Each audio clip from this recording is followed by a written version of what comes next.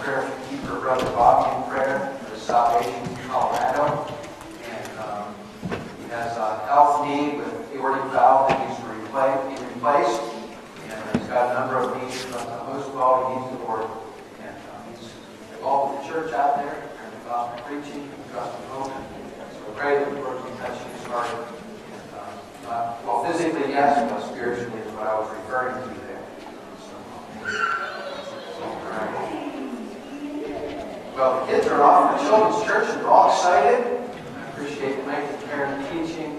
What a blessing. Encouragement. Our teachers, they really put themselves out to prepare and the schedules, everything going on. Let's appreciate our teachers. Praise the Lord for those that teach in Family Bible Hour as well. Just grateful for that. Let's look to the Lord in prayer for some items, and we'll get into the Word of God in Ephesians chapter 6. But, Lord, we'll pray for needs. Think of Bobby this morning, and Fran shared about her brother, Lord, that you would sustain his physical health with his heart. The aortic valve needs to be replaced. And we just pray, Lord, that you touch his life and draw him to yourself, that you would know you as Lord and Savior. So save him, we pray. Help him get in to a right relationship with you through the Lord Jesus Christ. I call upon you for forgiveness of sins.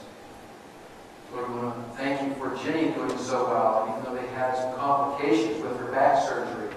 Thank you that he was able to get that repair made and the back surgery taken care of. We do pray that you will sustain her body and give her grace in this time. Encourage her and give her grace through the pain. You and Frank at this time has been difficult for him. But thank you for family who's been coming alongside. Thank you that Ann is doing well, able to be here this morning. Continue to bless her and keep her, minister to her with every need and every challenge. Give her grace in these days, we pray. Lord, for many other needs, thinking of the Dunn family today, that will be with Frank and Glenn and Rebecca. Care for them in this time. Rebecca with the behavior challenges that she's having herself. Just give grace in this time. Lord, for many that need to be saved, and for our church family that's touching so many people, and being a light in extended care recently through our various ministries. Lord, we do want to pray about Vacation Bible School. Lord, we have the materials, we have the facility, we have a habit of having Vacation Bible School. That's not a reason love to have it. We've done it before, but there are those that are interested in attending, and it's good for our community. It's good for our community kids. It's good for our church kids. And Lord, we enjoy the fellowship. You know, it's good for us as well in that regard. Lord, if there's too many challenges or other responsibilities, truly, we're all accountable individually before you will give account. So Lord, show us as a church family what you would have for us to do and guide us through it. Change maybe what our plans are right now if there's something a little bit different or quite a bit different. Lord, we want to be effective to reach our community. We want to be a light to our town, Wampsville, Oneida. We want to be a light to Canastota. We want to be a light to our area as people drive by and as people come. And we can build relationships. Lord, we're to fulfill the Great Commission. Just pray that you'll guide us how to do that. We don't want to be lacking that you're coming. We believe your coming is getting close. We do pray for our president who will give him wisdom in regard to international affairs and national affairs.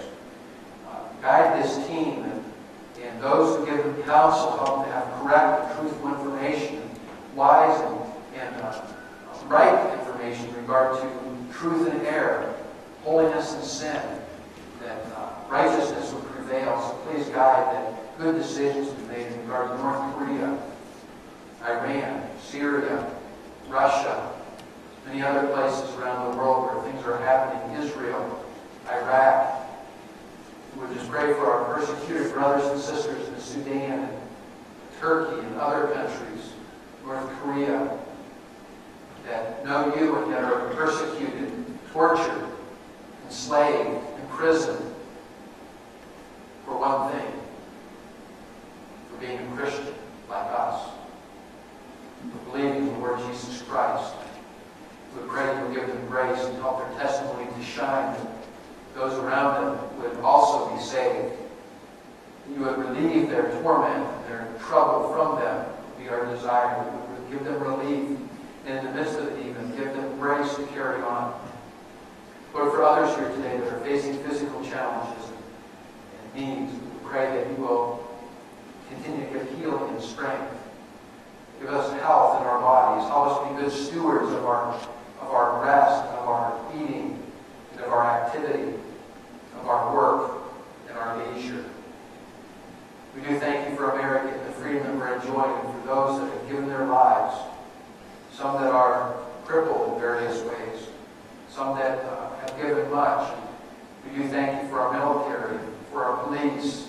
Thank you for our government workers. We thank you for our moms and dads, grandpas and grandmas, for our community leaders. Lord, may you bless us as we look into your word today and consider what you have to say to us in regard to truth, and in regard to our lives, in regard to battle, spiritually speaking. In Jesus' name, amen. If you get a chance, feel free to call Frank and Jenny's home phone, and whether they're in Florida or not, you can call their home phone. They have this device and take it with them to get on their home phone. But at the current time, we're requesting no visitors, but in time, we appreciate visits and probably meals, so it'll be a way for us to get involved. Ephesians chapter 6. Ephesians chapter 6 in your Bible.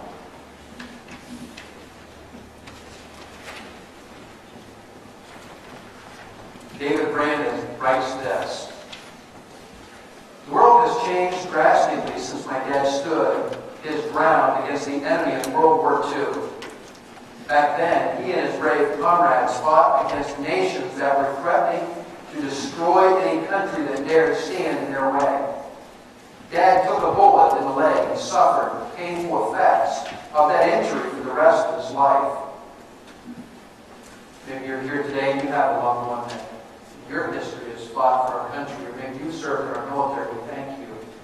Maybe you have some that have lost their life and it's affected you because of them giving their life in battle. In this Memorial Day weekend, we remember, we want to honor them and be grateful to those who have served, grateful to our country, but also, as significant as anything else, grateful to God that World War II was won on many fronts. Amen?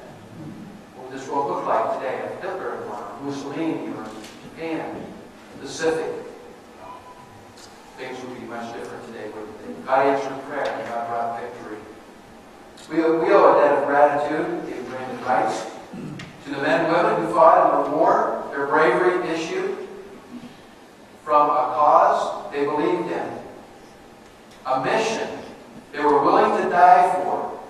They understood if they did not go overseas, many people would lose their freedom or even their lives under the rule of ruthless dictators. Thankfully, the battle of those years are behind us. Amen? And even other wars we've had more recently. A different kind of battle still rages today, a battle that we as Christian or Christ followers must fight every day. Our enemy, the devil, continues to try to bring down our faith, take over our hearts, and to stop the spread of the gospel. He is called the wicked one, and he will always be our enemy. Are we willing to suffer for the cause? Are we brave enough to be a faithful generation of believers? Let's fight for the good. Serving the Lord. Thinking of battle, here in Ephesians chapter 6, it says in verse 10, "Finally, my brethren, be strong in the Lord and in the power of his might. Put on the whole armor of God, that you may be able to stand against the wiles of the devil. We do not wrestle against flesh and blood, but against principalities, against powers, against the rulers of the darkness of this age, against spiritual hosts of wickedness in the heavenly places. Therefore, take up the whole armor of God, that you may be able to withstand in the evil day, having done all to stand." Amen? Right? Do you agree with that? Yes? That's where we are at. We are in a battle. We're battling against the devil is one. The world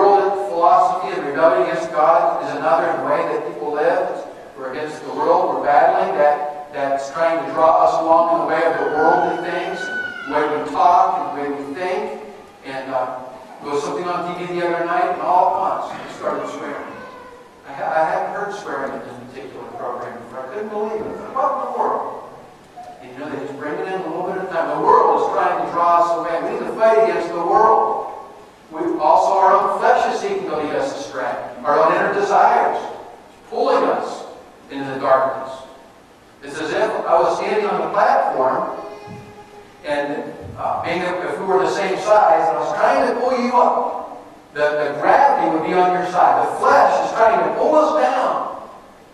The world is trying to pull us down. It's on the gravity is on their side because we have our own inner shortcomings within. Although, praise God, we've been regenerated and have the indwelling Spirit. But the devil, we battle. The source of battle. It was along my car going here. The source of battle is with the devil. The word wiles here in Ephesians 6 and verse 11, put on the whole armor of God, that you may be able to stand against the wiles of the devil. It's not guaranteed that we are going to stand. It's not assumed that we're going to be able to be successful. Temptation comes our way. Attack comes our way. Trials come our way. We get discouraged.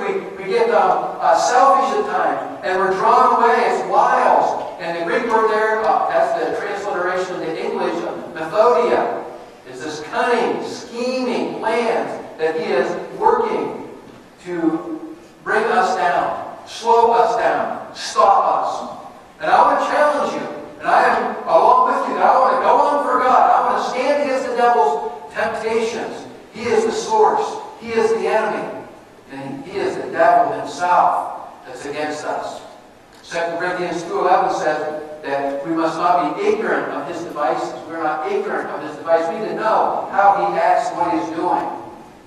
Here in Ephesians 6:11, his designations. The devil means false accuser. 6:11 says, put on the whole armor of God and be able to stand against the wiles of the devil. And as we think about devil, he's been portrayed visually in pictures as wearing a red suit and having a pitchfork tail and this kind of nonsense and horns. He appears as an angel of light, the Bible says. He looks glorious and he looks good. And when he comes, oh, it's so good. Here, this is what I have for you. This is the way you should do this, Eve. Come on, have some fruit. Come on, Adam. No. Eve just took it. Eve was spoken to there. The devil is the false accuser. He wants to lead us astray. And he is against you and he's against me. Satan is mentioned in Matthew 4. And also in the book of Job, Satan that came before the Lord and said it about Job. The Lord says to him, have you considered my servant Job? The devil says, oh, because you're so good to him. Take the hedge away and see what happens. Matthew 4, Jesus was tempted. Satan came before him 3 times. Jesus resisted with the word of God. Satan's our adversary. He is after us. He's trying to get us. It's sort of like playing football when you got the ball and you're running towards your goal. And what happens? Somebody's behind you. Somebody wants a piece of you. Somebody wants to take you down. And we might be looking to the cross. We might be moving forward and doing all that we can. Doing the right thing. Minding our own business. But the devil wants to take us down. We need to keep our guard up. We need to know who the enemy is. He's the devil. He is Satan. He is the tempter in Matthew 4:3. He's the tempter. A polar bear has been noted that it would, at times, its main meal is seals. What they'll do is they'll go off the ice into the water, and if the seals have a fishing hole where they're going into, the polar bear will go in and hold his breath and swim under the water over that hole. And what they'll do is isn't this amazing? I remember they scratch on the ice lightly. And the seals will think, oh, there's fish down there. And the seal will dive in just right into the arms of the polar bear and munch his head. That's what the devil does to us. He's tricking. He's tempting us. He says, hey, come on down here in the hole. Come on, I have something good for you. Oh, it's all going to be good. And when we dive in, he's got us. Sin has its way with us. And sin, when it's conceived, it brings forth death. James chapter 1 tells us. He's the tempter.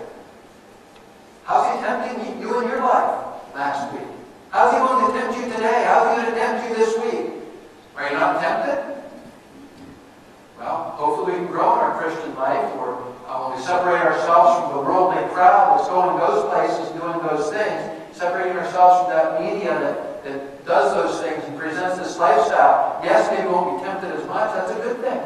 But we're still going to be tempted because our adversary, the devil, the destroyer, is after us.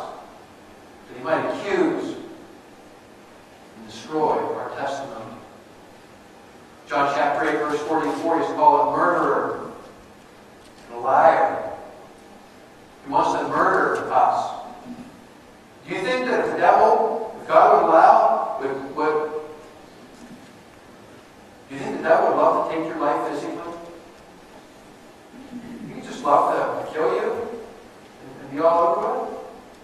He would like to stop because he hates God so much. He wants to stop Christians living for the Lord. He wants to stop you from walking with God. He wants to stop your testimony. He wants to tempt you and embroil you in some trap. You know that round tube that's woven and the trick, where you stick your fingers in? Do you ever do that? It's fun to see someone that's never done it, right? You stick their, go ahead, put your fingers in there. Yeah, go ahead. I can do it. See? Here, you do it. And then they go to pull their stuff.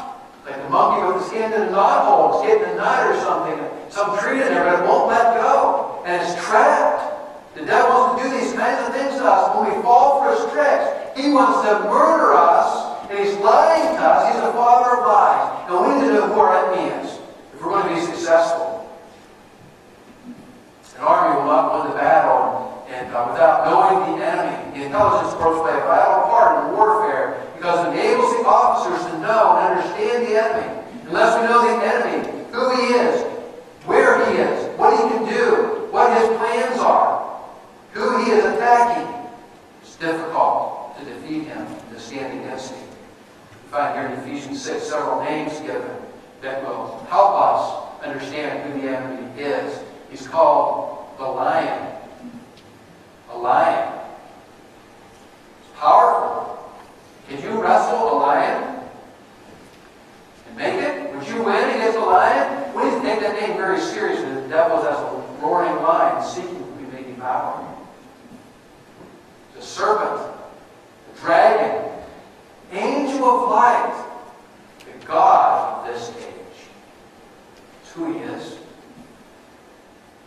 Let's consider the demons that work with him here in verse 12.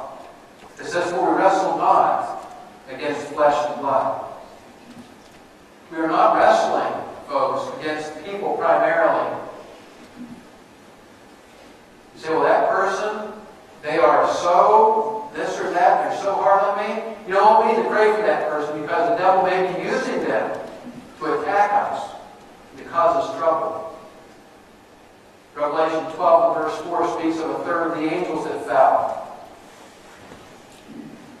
So we can think of that great number of demons. How does the devil get all the work done? If there's only one devil, there's only one devil. He's not everywhere present. He doesn't know everything. He's not all powerful. He's not all wise. There is one that is all knowing. It's God. There's one that's everywhere present. It's God. There's none else. How does he get all of his work done? Well, it's through these fallen angels. Revelation 9:5 speaks of those that will be loosed during the tribulation period and that will come upon the earth. They're bound now. And thank God that there are those that are bound. There are some that will not be loosed, thankfully, at any time, so just for judgment. How horrible would this earth be if God would not restrain and bind demons and these fallen angels? These, in the tribulation period, will be loosed and can sting a person. I think it's for 5 months that they will suffer from that. They'll desire to die, and they won't be able to die. Wow, these are some things that I don't want to be here for. And I won't be because they're the Lord, right? I don't want you to be here with no Lord or Savior who won't be. So the battle is beyond our human struggle. Daniel prayed and had some things upon his heart, on his life. Daniel 10:13-20.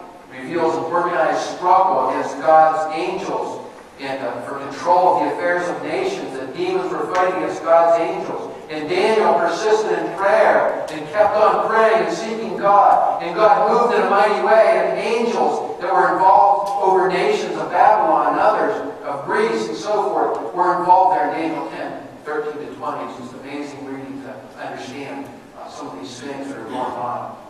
The rulers of the darkness, the Bible says, the rulers of the darkness. Darkness is where sin often happens. Darkness is where people hide and where fear is. Battle against us is to drag us into the dark instead of being out of the light. Been enjoying the light and sunshine these days? It's just tremendous. How much nicer it is. Because we can see things. In the dark, we bump into things. We get hurt. We have no direction. We don't know where to go. We don't know what to do. But when we know the Lord, we can walk in the light. Satan's battle is against God. Because it's against God, it's against His church. It's against you to keep us away from the things of God and to slow us down in His work. Our battle is basically against humans, no matter how it might seem. It's primarily against spiritual forces. We need to remember that. Are you praying for your spouse? Your spouse isn't your enemy. Your kids aren't your enemy. Your parents aren't your enemy. We need to pray for each other and support each other in that way. Peter was freed by an angel and went out to John Mark's mother's house, where the church was gathered praying for him. We looked at that last week, where real power is found with the Lord through prayer. We're battling against demons. Let's be people of prayer. The destruction. The devil hinders unbelievers. If you would look with me at 2 Corinthians 4 for a moment. 2 Corinthians 4.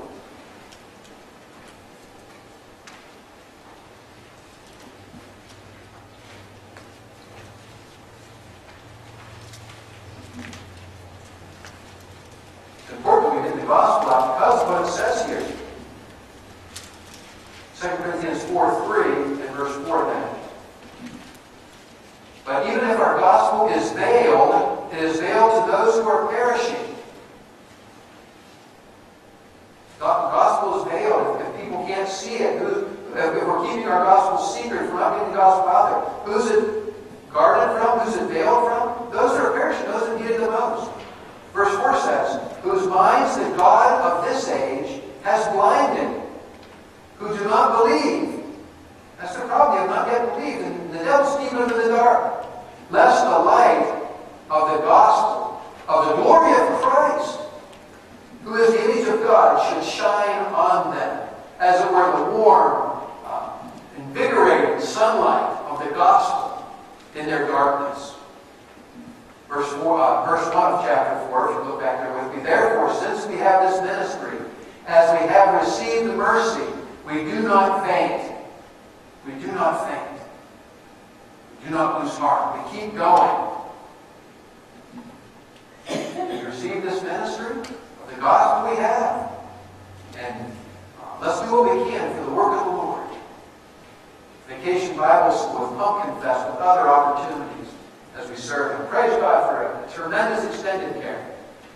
Just amazing last time, those who were able to go. We got to share the gospel. We got to minister to those in great need. We got to encourage the brethren. We got to share gospel literature, gospel coloring pages that the kids made. And the kids could hand those out. What a blessing it was. Getting the light out into the darkness. Go to our back door, if you notice where you go out the door. What does it say? You are now entering the mission field. Who was instrumental in putting that out? Who's worked on that? Anybody help put that out? Yeah, Chris? No, I'm in the mission field. I thought you guys doing that. You're in the mission field. That's where it is out there. We can talk about the Lord in here a lot, and that's good. We should encourage each other. We should preach the Word. We should be in the Scriptures, studying and allowing the Word of God that the Holy Spirit will teach us as we read the Word of God. It's quick and powerful. It's living. It's able to change. It's able to get down in the cracks of our life and change us. But out there is where people need the Word of God. And so the devil is in the business of hindering unbelievers. He blinds people to the gospel. He snatches the seed of the Word away. Faith comes by hearing, and hearing by the Word, Romans 10:17. But when the seed is sown, some falls on the wayside, and the birds come and snatch it up. The devil does. He snatches away the seed. We've got to keep on planting. We've got to keep on preparing the soil. We've got to keep on praying. We've got to keep on living for God. We've got to keep on getting the gospel out. Because people will not go to heaven without Jesus as their Savior. There's no other way. It's not by being good. not by whatever. It's only through the Lord Jesus Christ. There's not many ways to heaven. There's one way, Jesus said. I am the way, Jesus said. Narrow is the way. Narrow is the gate that leads unto eternal life. And few there be that find it. But broad is the way. Many there be. Goes to destruction. So we stand here at the crossroads of the broad way and the narrow way, and we say, come. We say, look over here. Have you considered this? Look to Jesus. There's a way over here. We tell the Bible stories. We love people. We live before them with the testimony of faith. And we say, come to Jesus. The devil's out there snatching away the seed. But we keep on sowing. We keep on praying. We keep on living. And God is changing the hearts. We're only to be faithful. God's the one that does the hard work. Amen? I'm so glad for that. Trusting we're going to be faithful. Well, the devil brings lies. Look, if you went to John 8:43. John 8:43.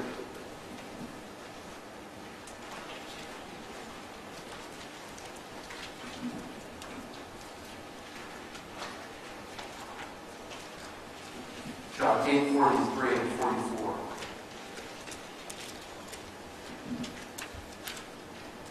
Why do you not understand my speech? Because you're not able to listen to my word. You are of your father. Why couldn't they hear the word? Why would they not listen to the word? He says here, you are of your father, the devil. And the desires of your father you want to do. He was a murderer from the beginning and does not stand in the truth because there was no truth in him. When he speaks a lie, he speaks from his own resources, for he is a liar and the father of it. That's the devil. He's a murderer from the beginning. He desires to destroy. He lies. Are you listening to the devil? Do you have sin in your life? Let me just ask this straight. Do you have sin in your life? Are there things that you know that would be good to get out of your life, but you're continuing to dwell there, and God calls it sin, or you're seeing how close you can get to the line before it becomes sin, and you're toying with some things here? You know what I want to tell you? That the murderer and the liar is very deceitful. Powerful. He's a dragon. He's a lion. And he wants to toy us along and get us so close to sin. But what's the Bible say? Come out from among them and be separate, says the Lord. Now we're receiving you. Come out from among them. We need to stay away from sin. And if we're a little bit more this way, okay. At least we're safe. We're not slipping off the edge into sin. No, let's stand away from that. Because he lies to us. He'll say you can get away with this. Has the devil ever told you that? You can get away with this. He's told every one of us that. You can go ahead and do that. You're going to be okay. What? Sure, your sin will find you out, the Bible says. Sure, it's going to be hell on account. And so we need to fight against wrong. The devil lies to us. We need to soul search and be holy. God says, be holy as I am holy. And let us strive to be that. To have moments where all of our sin is confessed. And we're living right. And we're doing long for minutes and hours and days even. And without sin, we're living a pure life. And then we're tempted. Or then we say something wrong. Then we have a bad attitude, however long it is. And we have to confess that and get it right. And live holy again. There's liars trying to trip us up. But God's got good things for us. He wants us to live holy. The devil brings false teachings. Find over in 1 Peter 2:1, it says, But there were also false prophets among the people, even as there will also be false teachers among you, who will secretly bring in destructive heresies, even denying the Lord who bought them, and bring on themselves swift destruction. False teachers. There's churches out there today that say it's okay to have homosexual marriage. Saying it's okay to go ahead and divorce and marry. It's okay. God, I read, I don't know if it's true or not. I read it. Can I say it? The Pope said that God made you that way. If you're a homosexual, God made you that way. Wait a minute. Would you say such a thing? What's the Bible say? Bibles are authority. Churches across the land, denominations, Methodist churches, USA of America. We looked at here just a couple of weeks ago that they're accepting of this and say, well, what's wrong? What in the world's going on? How can this be? The Lord's not going to come unless there's a falling away first and the man of sin be revealed. What in the world's going on? Would you ever believe that any church would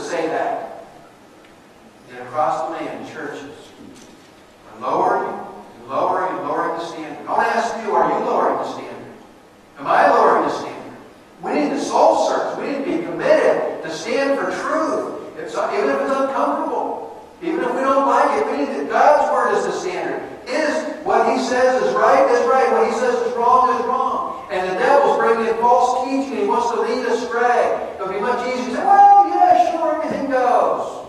Come on in. We'll have lots of people in church, right? You're okay. But wait a minute. How are we going to help people we don't call sin, and tell us there's a remedy for sin. There's something better than sin.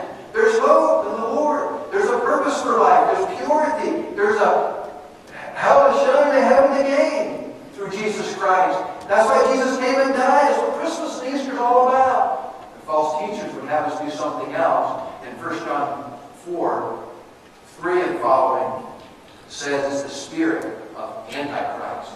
It's already in the world, and it will be in the world. Spirit of Antichrist himself. Is the Antichrist on earth today living and well? Would we, the Antichrist, might we know his name? Some political leader around the world, might we recognize his picture?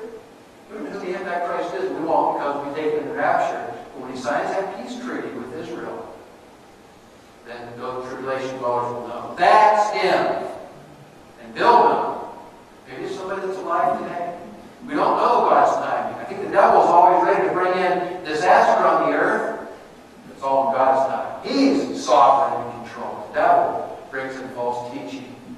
And so we commit to our doctrinal statement. We commit to the Word of God. We commit to being careful what we're teaching and what we stand for as a church, even though it may not always be the popular thing or comfortable. The devil also brings division. Look with me, if you would, at 2 Corinthians 2:10. 2 Corinthians 2:10. Here in 2 Corinthians 2, we find that Paul is addressing something that was mentioned actually earlier about 1 Corinthians 5:1. 1 Corinthians 5 speaks of fornication, of a man being with his father's wife, in need for discipline. A man was with his father's wife in immorality, and there was chastening and church discipline be brought upon that. Church discipline is biblical, Matthew 18:15 and following. 1 Corinthians 5, verse 1 and verse 5 as well speaks about that. So now we're picking up 2 Corinthians 2:10 says, now whom you forgive anything, I also forgive. For if indeed I have forgiven anything, I have forgiven that one for your sakes in the presence of Christ, lest Satan should take advantage of us, for we are not ignorant of his devices. The devil wants to take advantage of us by us not forgiving. He wants us to be unforgiving. I mean, can you imagine? Here's this guy in the church, and he's with his father's wife. And now they've brought parent church discipline, parent restoration. They think they're forgiving. They're not sure how they should receive him back in. Hey, forgiving. Forgiving. Because the devil is the one who wants division. He wants things between believers. And we need to be forgiving and approach people, yes. Confront sin, yes. Go to people and talk about it, yes. And deal with sin, yes, we must do that. I'm not saying be soft on sin. But we need to be prayerful about sin and be wise about division and problems. And we need to be confidential, not talking about to everybody about it before we go to the person. Because the devil wants to divide Heritage Baptist Church. He wants to divide you and your pastor. He wants you to divide you and your spouse. He wants to divide you and your kids. He wants to divide you and your sister in the church and your brother in the church. He wants to divide us. Are we going to let him do it? Or are we going to keep after making unity? He wants to divide us. We need to keep in the fight. 1 Peter 5:8. 1 Peter 5:8. Can you find that one?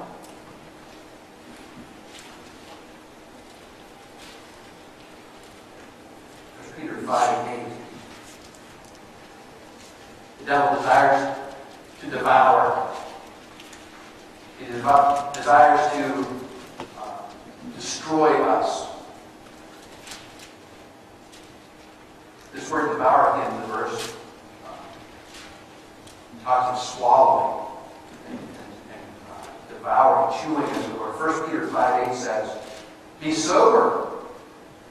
Be vigilant, because your adversary, the devil, walks about like a roaring lion, seeking whom he may devour.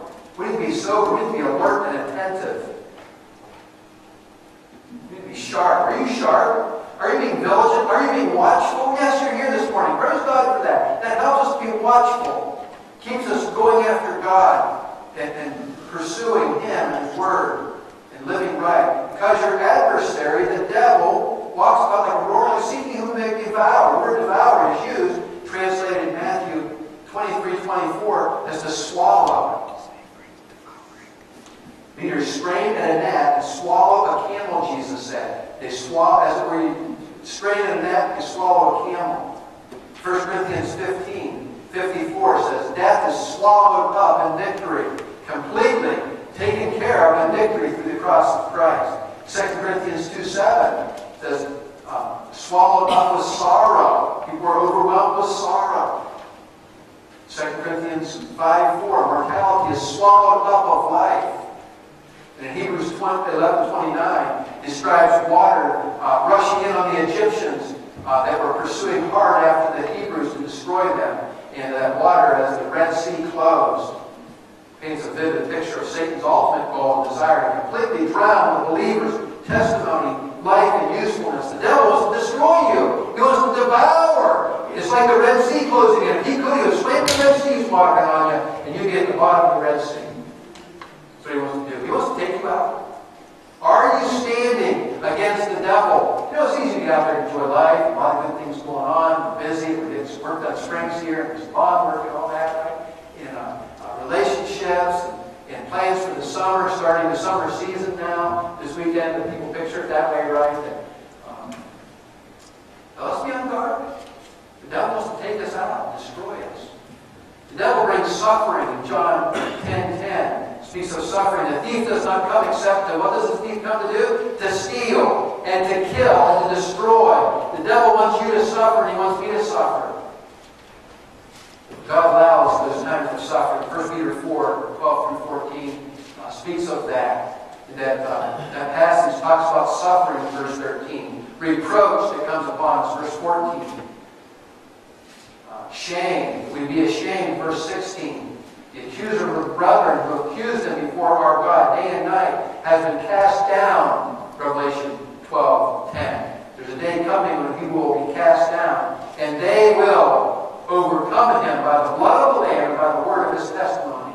They did not love their lives to the death. How did they overcome? They died just, they overcame him by the blood of the Lamb, the testimony of Jesus Christ. Strength in the battle. We're to be strong in the Lord. Strong in the power of His might, Ephesians tells us, as we wrestle and as we fight. Will you be strong in the Lord? Will He be your strength?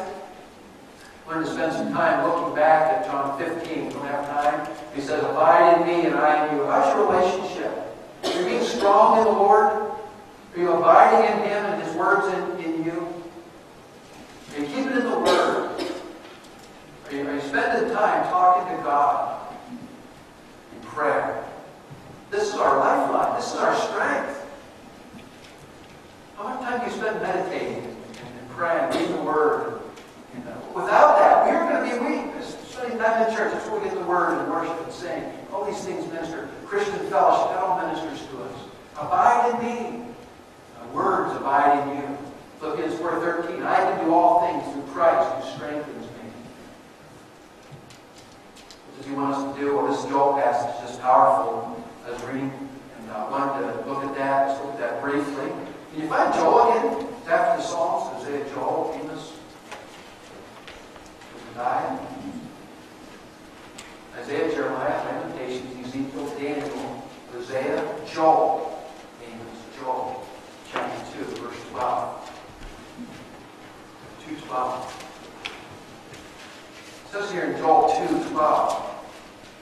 And of course, this is for those of that day and for those in the tribulation period specifically, but also a challenge for us. Now therefore, says the Lord, turn to me with all your heart, with fasting and weeping and with mourning. So rend your heart and not your garments. Return to the Lord your God. So there's to be a repentance. There's to be a turning. 2. We didn't read it in our Bible time, but notice what it says. Joel 2:32. And it shall come to pass that whoever calls on the name of the Lord shall be saved. Are you calling on the Lord first to be saved? Are you born again? Have you repented of sin? Have you called on the Lord to be saved for the forgiveness of sins? Verse 21. Fear not, O land, be glad and rejoice, for the Lord has done marvelous things. And the Lord does great things and will bless us. Verse 18. Then the Lord will be zealous for his land and pity his people. The Lord will answer and say to his people, behold, I will send you grain and new wine and oil, and you will be satisfied by them. You'll be satisfied. You want satisfaction in life? You want purpose? It's found in one name. It's the name above every name. That is the Lord Jesus. And when we will repent and call upon him to be our Savior, and when we will walk with him and talk with him and obey him, trust and obey him. There's no other way to be happy in Jesus but to trust and obey. It's true. And he will satisfy. And also, in that satisfaction, then we praise him lastly, verse 26. You shall eat in plenty and be satisfied. Good, be satisfied. Not just have enough. Not just have some, but satisfied. You don't want any more. There's a whole pizza laying there. There's 2 pizzas laying there, but you've had your fill. You're satisfied. The Lord is the one who will satisfy us. We want no more. Fill my cup, Lord, the song says. Want no more.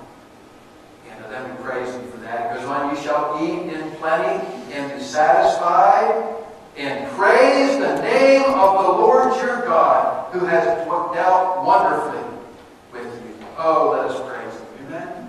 Let's magnify the Lord. Let's go with a song in our heart and praise upon our lips.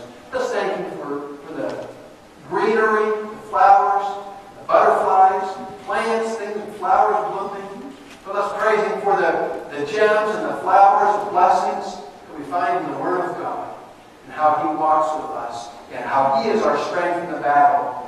I want to challenge you to fight the good fight of the faith, to run your course, to finish your course well and strong, that you will be stronger today than you have ever been, that you will go hard after God stronger than you have ever gone after, that we in these days of our lives will stand up for God and finish well. Isn't that what you want? And leave a testimony and a heritage of people that are born again and growing behind us, and that we have left a ministry here that when we go in the rapture, that we have lived and done the best that we can. When we die, we've lived and done the best that we can. God of peace will crush Satan under your feet shortly. Don't follow him. He's a loser. He's already lost at the cross, and he will finally be stopped one of these days. Would you stand with me as we sing in closing? 550, 350, 350.